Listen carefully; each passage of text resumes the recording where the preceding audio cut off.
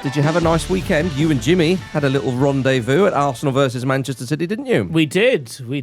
I think the game was the worst bit. I quite enjoyed it, but we were having a lovely time together. Yeah, I agree. Another win for Liverpool. Weren't even playing. Yeah. Another late win for Liverpool. Yeah, absolutely. Arsenal 1, Man City 1, and it was a point rescued, a point gained. You do have to say, Jim, in the circumstances. I think that's fair, and the strange thing about it is that it feels like 2 points dropped because of the very sort of, I think, unnecessarily conservative approach to the first half in particular. I understand, I think, the theory of starting with Merino in a game like that when you've got Rodri in that midfield, and you know they're obviously they're a very physical side. You're going to have to compete, and early on it was quite sort of sticky in midfield, wasn't it? And they essentially just were calmer in that situation, got the better out of it with that really brilliantly taken goal. But I think the practice of that made Arsenal quite predictable in the first half, and I think Merino wins a lot of duels, etc., etc. We hear that about him a lot, but Eza's a strong player. You don't lack for that when he's in the midfield as well, and when he came on in the second half. It made a huge difference, but it was obviously too little too late, I think. Yeah, it does seem to me, Vish, with Arteta, again, so far this season, but it's not just this season, we have a big sample size with him as Arsenal manager, of course, is that it does seem that he's kind of thinking, slow and steady, we'll get through it. And, okay, just stay in the game, our quality will come through. And once again... I am a neutral here. So there are Arsenal fans I appreciate, and a lot of people with similar opinions here. But once again, yes, you've got to give him credit for getting that goal at the end. But I just feel like, lads, you can do more. Yeah. There's the practical Arsenal, which is the 11 that started the game, and then there's the idea of Arsenal that I suppose we have, where we think they can be more engaging. And that was the side that started the second half because he makes those two substitutions. He brings on Saka and he brings on Eze. It was a deeply frustrating watch, even as a neutral, because it felt like they should have taken more risks. Simply, even with the team that started, by playing a bit more through the middle. I think the thing that Eze does, which he is exceptionally good at, but other players could have done in that first half, is he gets the ball in tight areas and he takes contact, as Jim says. He's not a weak player, and it feels like Arteta has his midfielders specifically bracketed in certain ones, and he goes, if he picks from one, picks from one group, he needs to pick from the other and stuff like that. And occasionally against a team like Man City, he'll pick from I want two strong midfielders in there as well as Declan Rice. And I think also that because of how City scored and how early City scored, suddenly the 11 that Arteta put out was not redundant, but it was a bit like, oh damn, okay, now we need to press. Now we need to protect a deficit. Yeah, can we go again? Yeah. Can we restart this game and we'll play a better I suppose a more engaging midfielder there. Yeah. Well, that's why you see a double substitution at half time. Exactly, yeah. Which is quite rare. But you're right though. I think to me it's almost he shows them too much respect. Oh yeah, and I think that was obviously the problem at Anfield as well, which is more understandable, obviously because it's Anfield and their record there is terrible generally, despite them getting a point in the last two seasons there. But City at home is very different. Obviously, it's a funny one because despite the fact that, like I say, having watched the game and with an Arsenal fan hat on, it feels like that's a game Arsenal should have gone out and won. Other than the goal, which is still an extremely low percentage chance, essentially, they didn't really create much that troubled them, other than corners, and obviously Donnarumma's punching those away all day. So a lot of it is down to how City played. They essentially put up a screen after they scored that goal, and it's very, very unlike them. Did wonder if they'd sort of cede possession before the game, because I think Pep Guardiola's sort of got to a point, hasn't he? And I think Donnarumma maybe kind of encapsulates this, where he's a bit older now. So he's just letting himself. He's letting himself off. He's made his money. He's letting himself off of overthinking, though. It's like maybe my goalkeeper can just be massive and just punt it long, and maybe that's fine. Yeah, and maybe I can go to bed an hour earlier. Just keeping the ball out of the net, that should suffice. Maybe that's enough. Yeah, and that kind of felt like my defenders are really good and they're all massive. Maybe I just let them kind of take care of this. Let's just get the ball up. Let them have the ball. It's almost. It's almost his privilege, isn't it? It's like when really rich people give you that advice of like, you should really make your money work for you. And it's like, what are you talking about? Yeah. But it feels like that's what Guardiola money just becomes more money. Why don't you just do that? It's like, If everybody did that, nobody would be poor. yeah, and Guardiola's like, yeah, we might just like sit back with some of the biggest men who've ever played the game, and with the biggest in goal. Wait, I found it interesting. I mean, Man City had 32.8%. Don't forget the 0.8. The lowest figure of possession any Pep Guardiola team has ever recorded in a top-flight match. I mean, he switched to a 5-5-0 formation for the last 15 minutes. Coward. And it was a bit... That felt like he was rage baiting everyone. I think so. I think that was done for the comments. Maybe section. even himself, Fish. Yeah. In the mirror later, how dare you do that to me? But you saw what Arsenal did at Etihad last season in the 2-2 game when Stones gets a very late equaliser. Yeah. Very different, though, because they were down to 10. Well, exactly. That's the point. Man City were not down to 10 because I kind of forgot that. And I was like, oh, well, yeah, of course they're going to play that.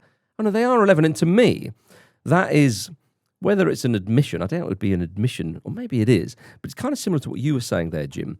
It is more evidence that Manchester City and Pep Guardiola don't see themselves as the team to beat in the Premier League. Now, I think that most people would probably have Man City as the third best team in the league, maybe fourth, although I think third feels a bit about right. I think Liverpool, right now, we're going to talk about them in a bit, are the distinctly the best side in the league. And I think Arsenal, sadly for Arsenal, are distinctly the second best team, which is no mean feat, but still.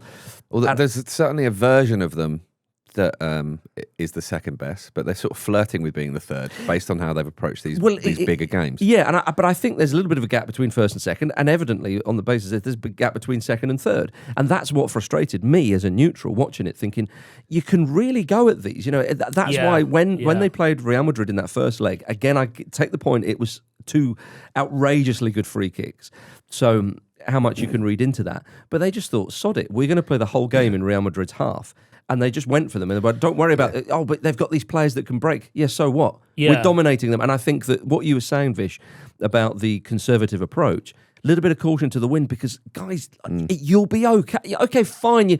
There's a chance that Haaland catches on the break. I understand the early goal does inform the dynamic of the game as well. I think that rattled them as well. It did. Massively rattled them. But you've got to be sterner. You've got to have more confidence and belief.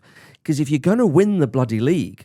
It's you've got to show your mentality monsters. It's funny because Jurgen Klopp. I agree with you, but I think in the second half they were trying to do that, weren't they? But they just didn't get enough change out of City. They started the second half brilliantly. I thought, exactly right, starting fourth gear here. Yeah, I know, but as you said, Jim, though, you're a goal down and you've only got 45 to do it, and do it a little bit earlier. Easier said than done. I understand, and so the equalising goal is a goal which provides relief. But as you said. It does feel like 2 points dropped. I mean, bringing on Eze and Saka at halftime showed a little bit of intention. But what did you think of him starting Trossard and Madueke? I understand Saka's had his injury. Yeah, I mean, I think that's the reason that Madueke starts, and obviously he's played very well, despite not contributing a goal or an assist. I mean, it's obviously not all about that, is it? And he had an effort at goal. Place. Absolutely. He had probably the best chance in the first half. Trossard I have no issue with, actually. Trossard is a very technically sound player, very, very rarely lets you down. He obviously has made contributions in games recently, so he's earned a spot there. It's Marino is the one for me that is just, as we've touched on already, particularly, one of the kind of the silver linings, I suppose, is that Eze came on and played in that kind of number 10 role. Yeah, that was good to see. And everyone's expecting him to be playing kind of off the left a bit more, and he probably will do when Odegaard's fit as well. But Eze was really effective there, and that's quite an exciting development. But yeah, I do think that essentially, I think Arteta's made a lot of noise about Marino's goal scoring exploits for Spain, and how he's in a good moment, and they're trying to sort of harness that. Understand that as well. He scored a decent amount of goals for Arsenal when he filled in as a striker last season, and he got 4 goals over those 2 goals for Spain recently. So there is a way to get goals out of him, but it's not this, is it? That clearly isn't it. And I think it was just a mistake to start him at home. Gabriel Martinelli. Yeah.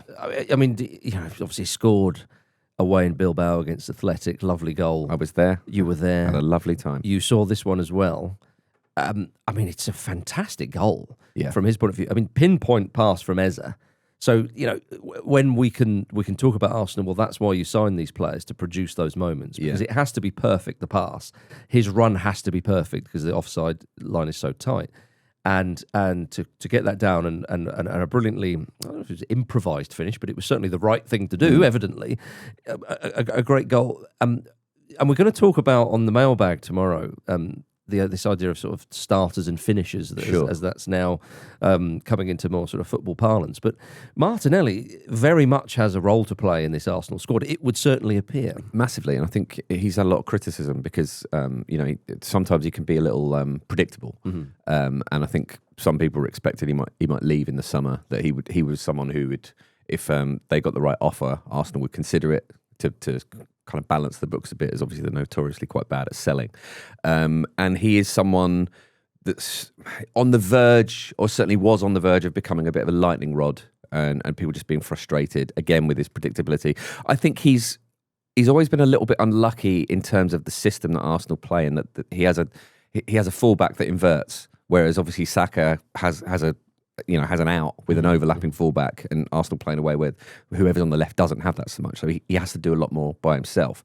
And he's done really, really well to come on and contribute in those moments and to take those big moments. And I think that can only be a positive thing. And I'm thrilled for him. And I guess what's great is that he's another one pushing to start, and that's what you want. And there are positives to come from this game. And obviously there's a lot of road left to go. But well, and maybe he's found out how to get the ball past Donnarumma. You need to coax him out of the goal, and you need to kick it really high over him. Yeah, I think Donnarumma messed up there. Did you think so? Yeah.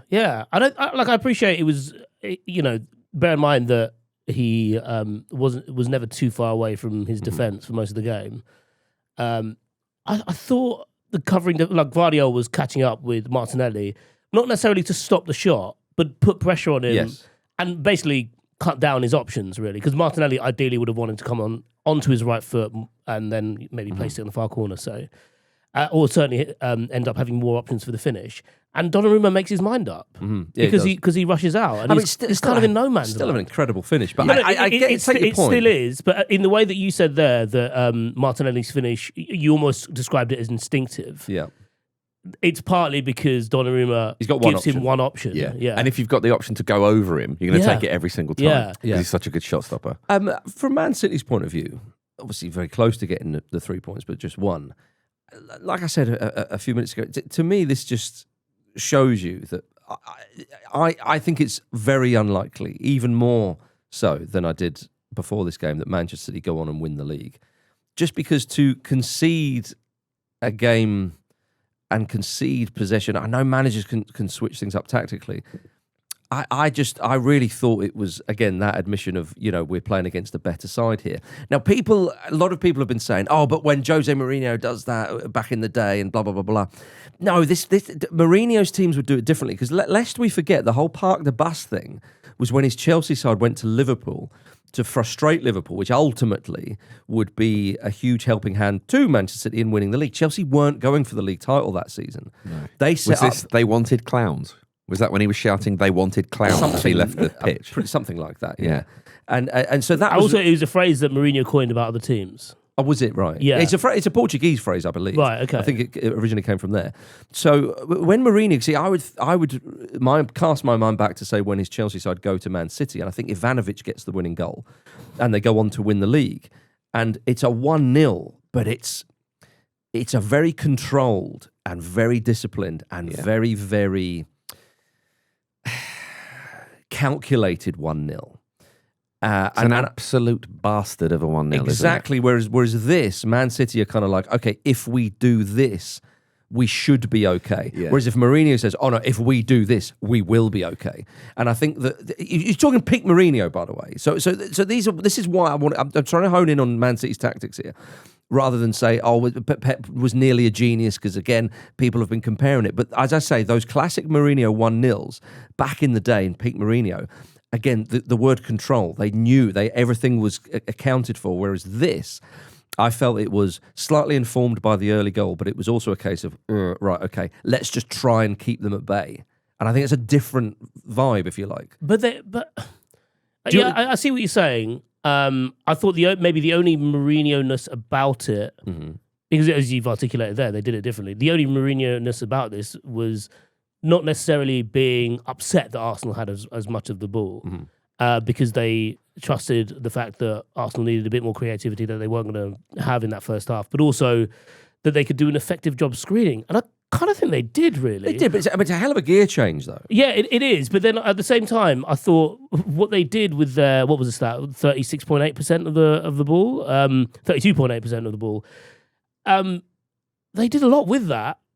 It felt like they, obviously they have the goal, which is actually quite a remarkable bit of play, given how quick. It's a lovely goal. How quick it was and the number of correct decisions within that.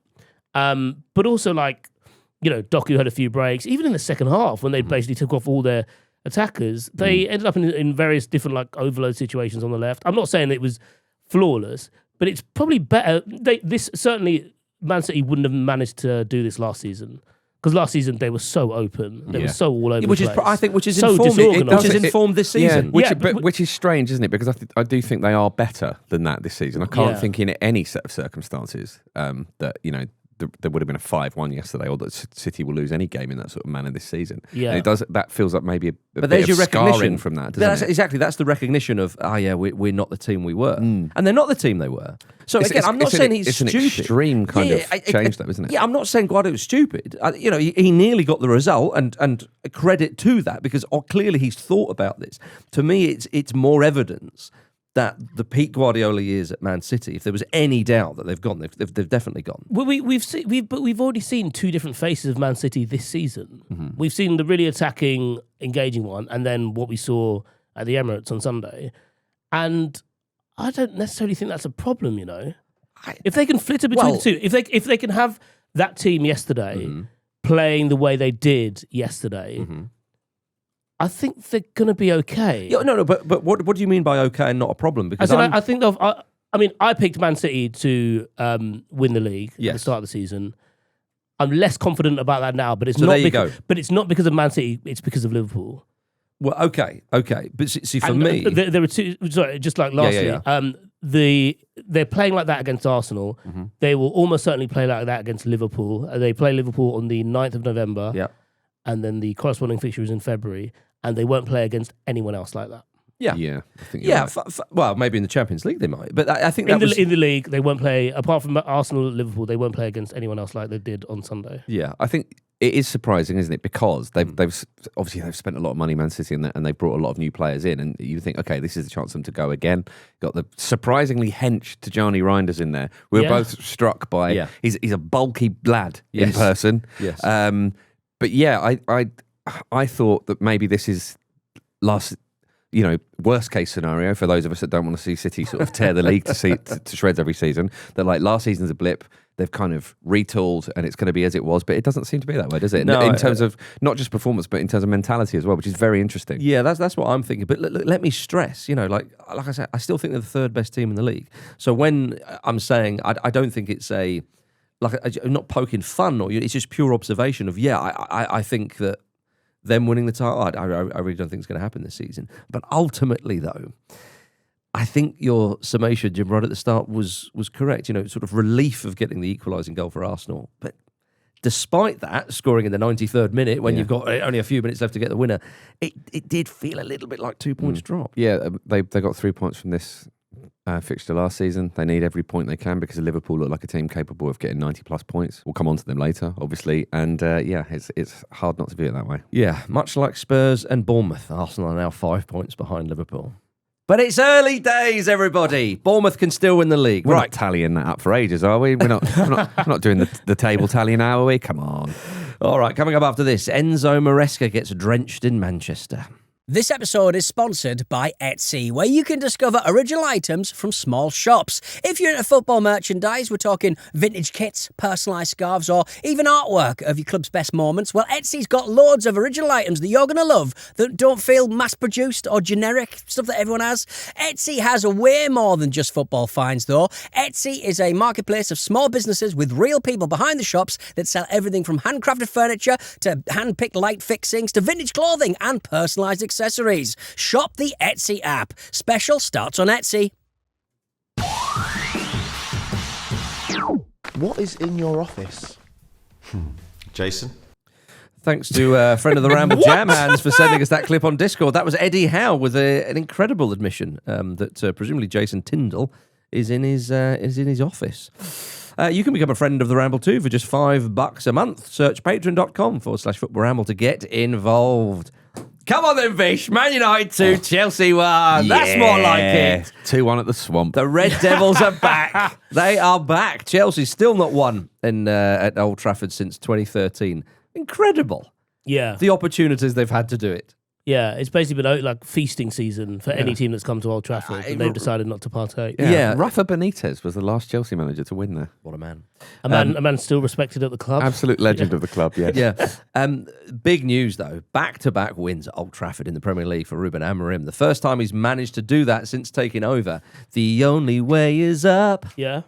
Fishy. I have very little to say about this game because it's like it would be like analysing an episode of Takeshi's Castle. It was comical. Lovely Incredible conditions. Yeah. Especially when you throw in the wild card of Mark Cucurella. Yeah. Sliding around all Who's over Melinda the shop. Messenger in this? That's not Takeshi's Castle. Was it not? What's that one? Fort Boyard is what you're thinking of. Oh, okay. Yeah. They're the same thing, aren't they? Yeah, all the same. Who's Melinda Messenger in this scenario? Aren't they the same thing, basically? I don't know. No. Which one's Takeshi's Castle? It's the Japanese one. Who's Harold Bishop in this? What? Shaky Hand Man. You're thinking brought of, the Yeah, reference up. you're thinking of Banzai. Oh, my goodness. What is going on? Okay. Marcus, your 90s radars all over the shop. Yeah. Takeshi's Castle was after 90s, wasn't it? Was it? I don't know. I don't know. It was filmed like it was in the 90s. All right, okay. Who's the Certainly Philip health and Schofield? Who's the safety-wise. Philip Schofield at Old Trafford? Is your 90s like filing cabinet got a lie in your head? That last one was a bit of banter. Is Pat Sharp involved? Now you're talking, yeah. Funhouse, yeah. Who had mad cow disease? What you're asking? Raphael and Fabio are the twins, yeah? Yeah. Okay, fine. Yeah, it was ludicrous, really. I thought, Manchester United were aggressive, and I thought there was an element of like playground football to how they approached it. They were like, the conditions are so ludicrous, everyone run after the ball. Yeah. So Just you'd go never on be it. in the playground, would you? It'd be wet break. Yeah, exactly. Oh, good point. Yeah. I think there's a lot of interesting take-homes from this game. One of which is that I think we're starting to see that Ruben Amorim's beloved system works really well when Man United have got more players. Yes, yeah, that is an important point, and actually something that he doesn't get enough credit for because he has been hamstrung by only being able to play 11 players. Yeah. That is a fair point. So, should we talk about the sending off? Which one? Yeah, the first one. Chelsea, of course, down to 10 men after 5 minutes. It's one of those ones where in real time you go, yep. That's a red. Yeah. All right, the Vars, put your feet up. 5 minutes on the clock. It doesn't help Robert Sanchez's reputation as possibly not quite being the guy, does it? I know it was a bit slippery and rainy, but come on. Yeah. I mean, Brian Mbumo goes through and bang. It's as clear as day. Yeah. That great shot of Maresca watching it in the rain. Yeah. Just, Could he maybe not see him in the rain? I don't know. He came out of nowhere. It's like he's hit a deer in his car. yeah, maybe that's it. I mean, did you think, Vish, when that happened, you thought, oof, we've got a chance of at least a point today? I did. It was also the way that I thought Enzo Maresca totally overreacted Massively. to the sending off. Right. Like it was, I thought his subs were ludicrous, not least because if he knew there was a doubt about Cole Palmer, take him off in that first tranche of substitutes when he makes the 2, when he obviously brings on the keeper and then takes off Esteval. Like, And Neto as well. yeah. Who did a delightfully frustrated scream as he came off. But like, his overreaction, that's when I was like, obviously, United are a man up, so they should win the game. With the subs, I was like, right, so his head's already gone. And then with the Casemiro sending off, I was a bit like, I didn't realise he was on a second yellow because of how stupid that foul was. Yeah. And then when he gets the yellow, I was just like, wow, this is an absurd thing to have done. But because Maresca has already overreacted, I was like, oh, they can't really do much now. And that's it. Is it obviously, Enzo Maresca doesn't know that Casemiro is going to make such a baffling decision. And But he does know how vulnerable Manchester United are. Absolutely, So, I think that really hamstrung them.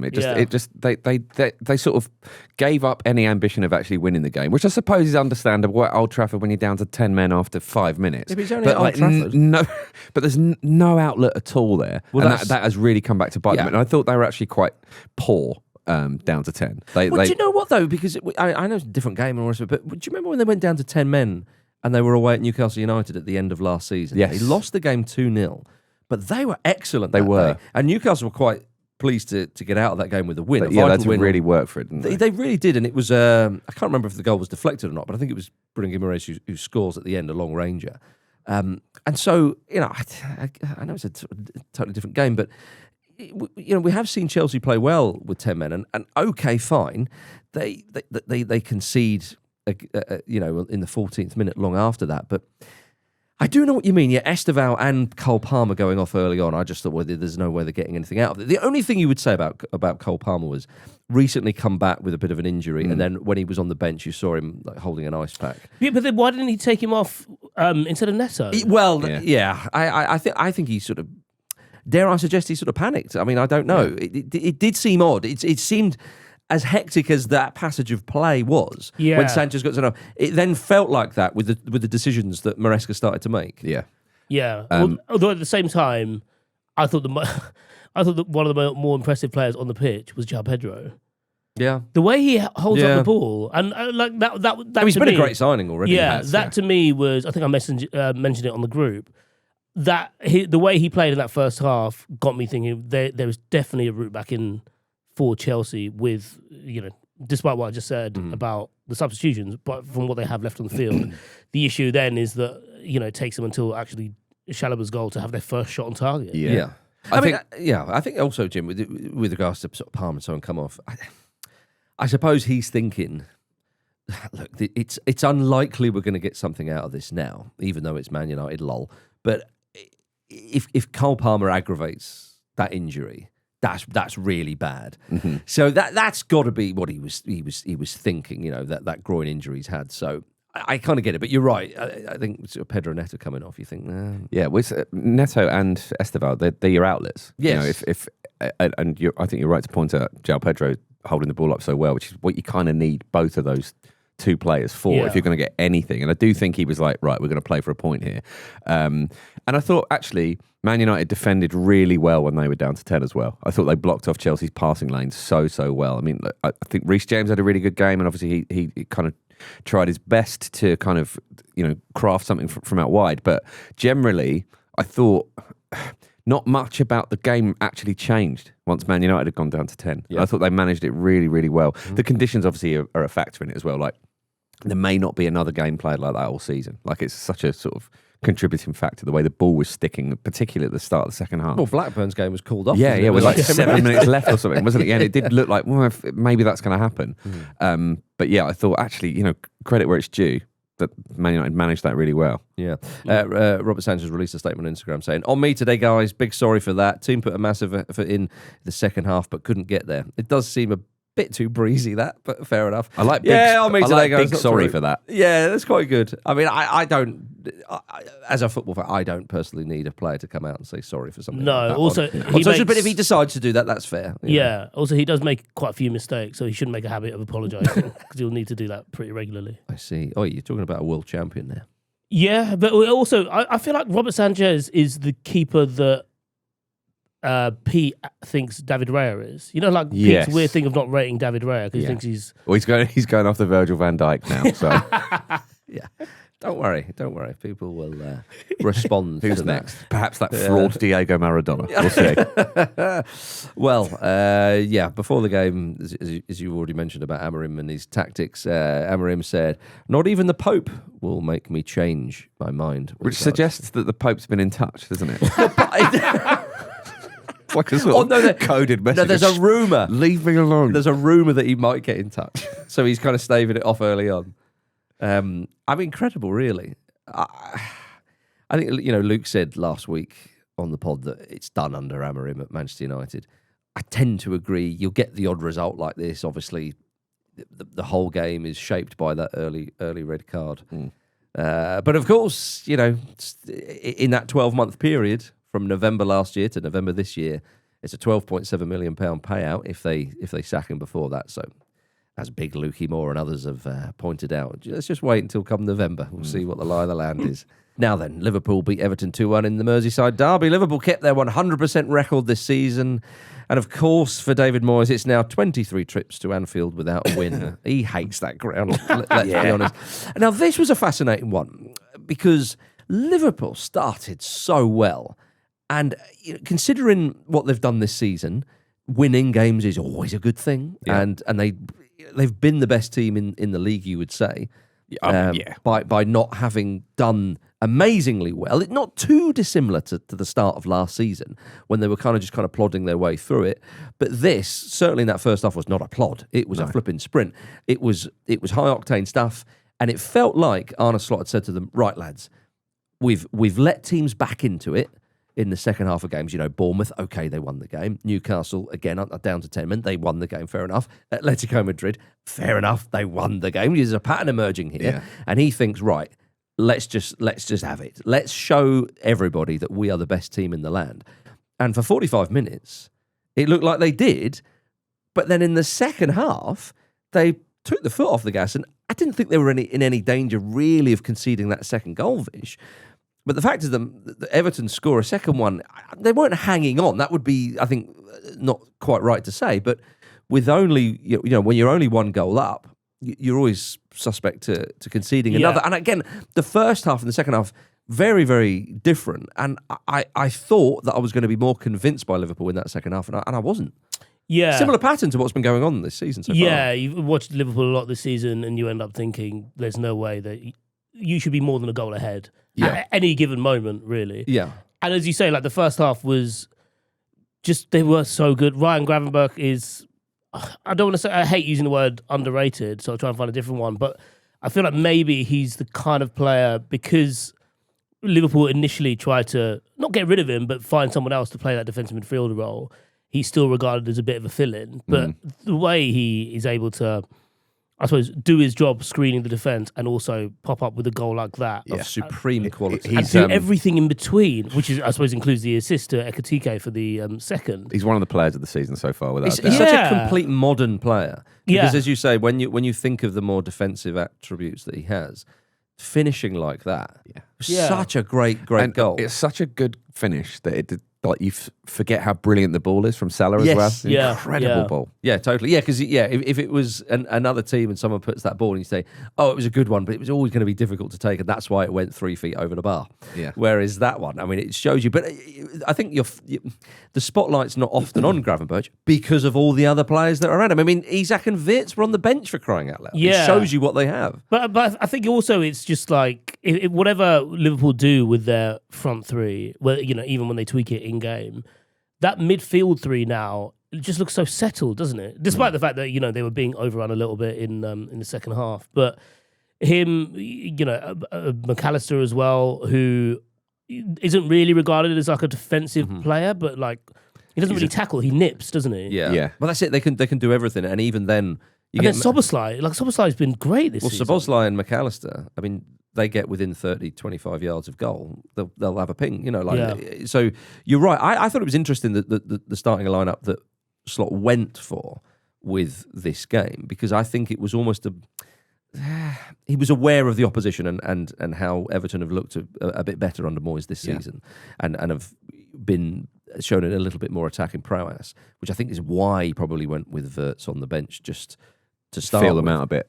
Yeah, exactly. Yeah, you play that midfield, you're far more likely you're going to win the game and control it. But I think, first half, Liverpool, very, very good. Ekitike's goal, again, lovely move. They were so dominant in that first half. It's outrageous that they have him and Isak. Yeah. Outrageous. I know. Something should be done about it. Yeah, I mean, and how much money did the two of them cost? I mean, he took over 200 million quid's worth of talent. Honestly, they're both so much fun to watch. But with Liverpool, though, in that second half, it didn't feel like, sometimes under Klopp, you would see Liverpool, particularly when they were playing a really, really good side. I'm thinking of like when they played Man City in the quarterfinal of the Champions League. They blitz them in the first half. They go 3 goals up, and they go, right, contain. We're happy with this. And they play that, again, it's not, hanging on and, let's hope they don't do anything. It is that, like we were speaking earlier of, that almost like Mourinho approach of get in your banks, get in your lines, get in your trenches, and we do not concede ground, and we keep them at arm's length. And it's a very, very professional and controlled performance. Didn't feel like that. And also, when we were talking about how are Liverpool going to knit this together, where does Wirtz come in? He's done okay. He's not hit the ground running per se, but he's feeling out the league, and he's a young player and played in a few positions as well. Yeah, exactly. Had him out wide a few times. Yeah, and how's Slot going to sort of start to knit this together? How is the dynamic going to flow? Again, in that second half, it wasn't like they were creating and missing loads of chances. No, but they're clinical, aren't they? They are clinical. There's no doubt about that. But that's the point. Is if you are Slot, you're thinking to yourself, there's work to do here. Now, in the current set of events in the current climate, what they're doing now will be good enough to win the league. It will be. Yeah. But there is more to come from this Liverpool side. And there is. Particularly Arsenal, and maybe one or two others, but realistically, I would say probably just Arsenal. They've got a hope that Liverpool don't find that extra gear. Because if they do... I think it's inevitable that they will. I think it'll be similar to last season. Once they've kind of, calibrated everybody and that they get a run going and whatnot, I think there'll be a lot more to come from them. I actually think people are underrating them a little bit already, because they didn't really look in danger at any point of losing this game. But based on the evidence, they're starting to kind of hit that kind of stride. And what I would put to you really is like, has anyone really, apart from Newcastle in that kind of quite chaotic game, look like beating them? It looks like it's going to take a lot to beat them, and especially based on this performance, where I think they're starting to look a bit more, solid in their foundations and a little more secure. I think they are actually managing games pretty well at this point. But if you see teams going to Anfield and scoring a goal or two and are still in it with 5 minutes or 10 minutes to go, and yes, I understand what you mean, they don't look like winning, but if scoring a last minute winner is good, obviously, but it's not ideal, because as we've seen with Guardiola in particular at Man City and the other top teams, what they want is total control. You want dominance. You don't want to rely on these last-minute goals. You don't want to physically exert yourself in that way, because you've got an awfully long season and you're going to be fighting on all fronts. But they weirdly do have a squad that allows them to rely on those last-minute things. Well, and this is what I'm trying to sort of get my head around. But I know exactly what you mean, and I totally agree with you. There's no bad way of winning a game. Yeah. But there is a questionable way of winning a game that, as you articulated, speaks to something that you're not able to keep up. It gives opposition confidence. We saw that with Man City last season. When suddenly there's a few chinks in the armour, teams will go and play Liverpool and go, right, we can maybe get something here. I'm trying to help Arsenal fans out here. No, sure, but it's like it feels like already this season, Liverpool are doing what they did last season, but they're doing so with, I suppose, like an extra superpower, and that superpower seems to be, no matter how late it gets, they will score. Yeah. If that game was even up until the 90th minute, they're not there thinking, you're not watching the game thinking, God, Everton might nick one here. You're waiting for Liverpool to nick it. Fair. And I suppose, like with Manchester United under Alex Ferguson, particularly in that Champions League campaign, it's like, well, they always score, don't they? Yeah. And then, yes, that breeds its own sort of psychological approach. Maybe Everton were thinking, okay, don't get the equaliser until like the last minute of injury time. I'll tell you something though, Jack Grealish, who's had a good start to his career at Everton, and was really good in that game, because it was kind of, it's what we'd spoken about with the move there. Yeah. He's a big player. He can take on that responsibility of being their marquee player, and that's exactly what he did in their biggest game of the season. Yeah, and the goal as well, it comes again from him floating one into the back post. Beautiful lovely touch. take from Njai as well. Yeah. Lovely who's having a really setup. good season. And a beautiful finish from Gabe, wasn't it? It was a great Everton goal. He had a rehearsal of that in the first half. He did. And completely fluffed it. So I think that one was, it was where the ball went, it wasn't like slightly under his feet or anything. It was a brilliant goal, but not enough. But Grealish was fuming with the referee after the game. He got shown a yellow card. Which he didn't realise at the time, did he? Yeah. Adorably. Yeah, so this was really silly, I think. Kiernan Dewsbury-Hall was booked for taking a quick free kick, wasn't he? So apparently the reason for that is because Jack Grealish was considered injured at the time. Play couldn't resume without the referee's permission. So when Kiernan Dewsbury Hall took it, that counts as an infringement. I just think it's ludicrous to apply that rule there. It's the referee has his own discretion, and it's just really silly to do that. Jack Grealish agrees with you. He did. Yeah, you're with Jack on that one. I don't know if that's a good thing or a bad thing. In the context of that, I think it's fine. It's very much Actually, about it can only ever be a good thing. On the field, yes. Now, Mo Salah is up for the Ballon d'Or tonight, along with his Liverpool teammates Virgil van Dijk, Florian Wirtz, and Alexis McAllister. Ronaldinho is giving the award. So if that's not worth winning, I don't know what is. Lovely. Yeah. Real Madrid won't be attending for a second year running. Fucking losers. wankers. Well, they do have a game against Levante 24 hours later. You've got to ask yourself, They can send representatives. why have they got a game 24 hours later? Because I'm quite sure if they were confident one of their guys is going to win it, the all-powerful, all-knowing Real Madrid will be a bit like, well, that's a piss take. Yeah. Also, it's really hard for teams like Real Madrid to, travel, isn't it? Is it difficult for... Yeah, when is our private jet taking off? Oh, actually, so it'll only give us 8 hours before the Levante game. So who's your money on for the Ballon d'Or? What about Victor Gyökeres, the Arsenal man? I'd be very surprised. He's in there. He's in the list. Gyökeres wins it. It's Rose, probably going to be Ousmane Dembele, isn't it? I mean, the big money. Come on, surely. I think it's Scott McTominay's year. he's an outside bet. I love the fact that he's already got the Serie A Player of the Year award. That's in the bag. All right, that's safe. But again, with the Ballon d'Or, I know that awards, it's a funny old thing, and people, the individual awards that are given out in football, people have their criticism of that. But to me, and I understand this is dangerously close to most improved player. I don't mean that. Yeah. But I think it should be judged on which player was the most important in their setting, if you see what I mean. That's why I think he is a bit of an outside bet. But I think McTominay. Vitinha would be a great a great recipient of it. I'm sure it'll go to some Saudi prince we've never heard of. But yeah, either of those would be good. I mean, there's a fair Paris Saint-Germain presence in there. There an is. ex-Paris Saint-Germain presence, because Donnarumma's in there as well. So and Ronaldinho is presenting the award. Well, exactly.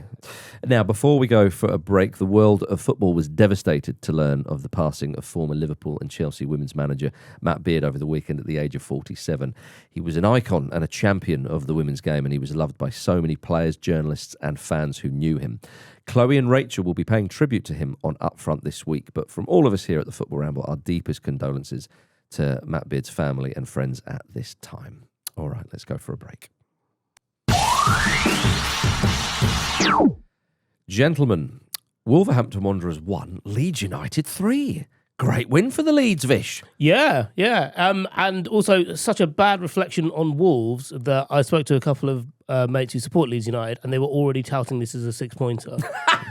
And for promoted clubs looking at who they might claw in, Wolves are very high on everyone's list, apparently. But they're even higher now. Yes. I mean, they really gave him the old 1-2-3, didn't they, in the first half, Jim? They mean, did. it was...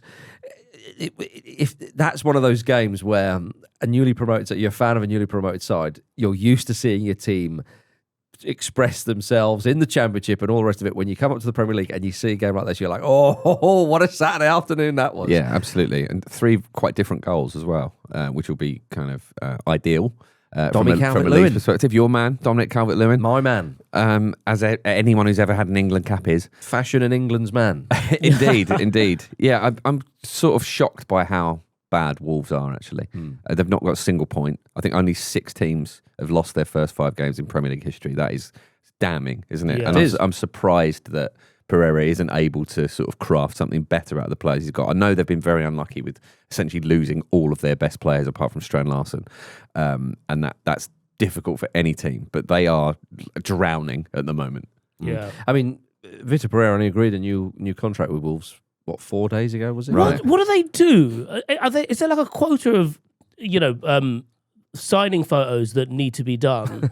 Because there's no reason for Pereira to be signing this contract. It's an odd one, yeah. Strand Larsen, who was on loan, is signed this summer, has already signed a new contract again. Yep. What is going on? Well, yeah. I mean, Strand Larsen, though, Newcastle was sniffing around for big money. So, they want to... But like... And he is crucial. If they are to stay up, they need him. He is, like I said at the time, he is bordering on priceless because of the situation. that Wolves were already in. Yeah. Vitor Pereira signing a new contract, they'll have their reasons. It strikes you as slightly odd. But there must be something within it that has this situation in mind. Well, I mean, we were discussing the other day on the mailbag, weren't we? Hardest managers in the Premier League, and Vitor Pereira was heavily mentioned in that. Yes. Maybe he's just strong-armed them. Yeah, maybe. Maybe he has. But look, Wolves are struggling. There's no doubt about that. And where do you go? I think it's a real. It's really troubling when the transfer window closes and you start the season in such a way and you think, oh, bloody hell, we can't get reinforcements. You know, the next window's January. Are we still going to have the same manager by then? The players, you know, the body language and all the rest of it, they were well beaten. Yeah. Okay, They're fine. very easy to play against. That's the Yeah, problem I know at in the moment. second half they sort of rallied a bit. I mean, that's the least you'd expect. As you said, you know, they obviously they're already in a relegation scrap. Yeah, well, you look at them and After they're 5 they're bloody the games. favourites for it, the Well, clear that's it, favourites. you know, We're not even picking up a point. I don't think you even need to say early days with this. Yeah, of course. It's at the point, though, all they need is a result, even if it's a point. They need something on the board and to just build from there, because this is sort of a crisis at this point, right? So I know it seems very early to say that, but they are staring relegation in the face this early on with not getting a single point up to now. So they just have to... I suppose they have to address the gravity of the situation and put some intensity into their play. That seems to be what's lacking. And I'm sure Vitor Pereira badly wants a pint. And he can't have one, can he? Until he's got points. Yeah, and he said first the points. So a draw's not even good enough. So poor old Vitor, he'll be gasping for an ale, no doubt. But but great for Leeds though. It's the type of win that really, really gets you going. And Dominic Calvert-Lewin, you know, he's probably their most high-profile player, one would say. For him to score that and a trademark header, and a difficult one to take, give him all the credit in the world. It's that word, Jim, confidence. Absolutely. Gets it going. And again as well, not just for him, but throughout the team, because, again, goals are usually the problem when you're a promoted side. You know, you can keep it tight at the back and all that good stuff. But if you're not scoring, you're not going to win games. When they get him in, yes, we know the injury problems. Yes, we know that he's not had the best time of it in the last few years and so on and so forth. But the fact is, that whole Leeds team, they'll all know him. He's a bigger name than all of them, you'd say. He's got more Premier League experience than the majority, if not all, as I'm rifling through the Leeds players in my head. But you understand what I mean. Yeah. He's a focal point in a number of ways. If you see him score and you go, yeah, we belong here. We've got a chance here. Absolutely. Because if he's fluffing his lines, and obviously had a terrible start to his time at Leeds, I know he's not been there that long, but the game against Sheffield Wednesday, the Cup, was a real disaster. You're thinking, bloody hell, mate, we're going to need you. But when Anton Vish is whipping in free kicks like that, talking about confidence, I mean, that's when you really start to go, here you go, boys. Well, the important thing is Messi-esque. That's not a bad shout. But I suppose that's the point with Calvert-Lewin. I don't think you're not going to be able to rely on him to stay fit for all games. And so the other encouraging thing from it is the fact that the goals came from elsewhere as well. Yep. You know, like even Okafor's goal was the product of quite a nice move and, you know, a decent finish from him. You need people taking those chances, don't you? Yep. Whether it's from set pieces or in open play. You don't necessarily need to leave it up to one man. Is that Stack's Declan Rice moment in the Premier League? Did Obviously, Rice was in the Champions League. Is he going to be? I mean, if he makes commentators make noises like this, Anton Stack. That's really good because that speaks to a commentator who, you know, would have covered Leeds a lot, would have, you know, done his research on Stack and not known he had that in him. Yes. And I did it to anyone else look too easy to go on that side? I know what you... He had a lot to do, but it seemed like the only place where he could get... That was the clearest shot at goal. I don't know. I think the fact that if you're going to go that side, you absolutely have to stuff it in that corner. And he does, but I feel like in front of him there could have been more obstructions because it was fairly close to the box. Yeah. I don't know. I just thought like when I saw it's still a very impressive goal. Did you not hear that noise? Yeah, sorry. I think he needs to hear it again. Anton Stack. Yeah, it is like, oh, Yes! It's like turning to the person next to you, being like, fucking hell, did you see that? Yeah. It's glorious stuff. Yeah, a beautiful goal. So great win for Leeds. And I mean, Leeds, I think, Farke has not had the best of times in the Premier League. It's safe to say previously. After 5 games, 7 points. Same as Manchester City, same as Everton, who we're talking about. Incredibly, same as Man United. Wow. So, mind how you go. But, all I'm saying, Leeds fans, you're 2 points off Champions League places. I mean, it Come the end of the season, Vish. Yeah. They take that, my old son. You know would, what? They should go all in financially. yeah. Chase that Champions League. And they should all shave their heads. Yeah. Some of them could go bleach blonde. I think that's a really sound idea. Actually, I can't see now any or never. way- Yeah, What's the worst that could happen? yeah. yeah, Nothing in history suggests it's happened before. No precedent at the club. Yeah. No, absolutely right. So, yeah, well done to Leeds. Sorry, West Ham, but we do have time to talk about you, and we're going to. West Ham United 1, Crystal Palace 2. At the time of recording, Graham Potter is still West Ham manager, but he is on the This feels brink. very Curse of the Ramble, doesn't it? It really does. He's on the brink. I mean, let's briefly talk about the game. Jean-Philippe Mateta, of course, scored a header. That goal was the 7th goal West Ham have conceded from a corner this season. They are so weak at corners. They did score one, though. All 5'9" of Jarrod Bowen's going, right, I'll have to head this in, will I? All right, enough. fine, I'll do that. That is true. But defending corners is so weak. 7th concession from a corner. 5 games into the season. I mean, it is appalling, and it has to, be at the manager's door. That because 100%, that is, yeah. That's how you set up. It's a mini game within a game. You can practice that on the training ground. Yes. You should be doing it, and whatever they're doing wrong. It's appalling. Do you think it's harder to defend corners at the London Stadium because all other Premier League grounds are quite tight to the corners, and people need to get creative about how they run up? But you can just fucking use the long jump. Maybe, yeah. You can do a whole circuit if you want. Really wind up and whip it in. Yeah, and exactly, It's impossible to Do a defend. full lap. it was odd when the Palace corner kick taker was like just chucked a javelin just before he did it. It was a bit off, but Yeah. All I'm going to say is that West Ham, I don't know whether Potter will still be there on the 4th of October, but that's when they go to Arsenal. Yeah. Gabriel hat-trick headers that day. I made the They mistake. are going to bully the shit out of them on that. Potentially, yeah. Although West Ham do, they do like bloodying noses of their big, Jim. kind of bigger London rivals. Jim, come on. Yeah, sure. But at this just point, try not to jinx anything. West Ham are hitting themselves. Jim, of their London rivals. What, Chelsea and Spurs? Fair enough. Yeah, they don't like it at the moment, do they? I was gutted to know that Fulham don't play them until December. Yeah, I thought, they'll have a time to regroup then. it's a shock if they get anything at the moment, isn't it? Being serious about it, and it's.